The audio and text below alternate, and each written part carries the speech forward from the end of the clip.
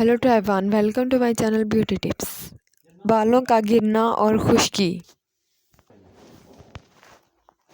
अगर आपके बाल तेज़ी से गिर रहे हों और सर में खुश्की भी हो तो 6 चाय के चम्मच गर्म पानी में 2 चाय के चम्मच कॉस्मेटिक सिरका मिला दें। फिर रोटी का एक टुकड़ा लेकर इस मोल को इसमें भिगोकर बालों को कंघी से अलहदा करते हुए अपनी खोपड़ी पर थपें। ये अमल रात को सोने से ऐन पेशतर करें। अगले रोज़ सुबह अपने बालों को एक मोतदिल माइल्ड शैम्पू से धो लें।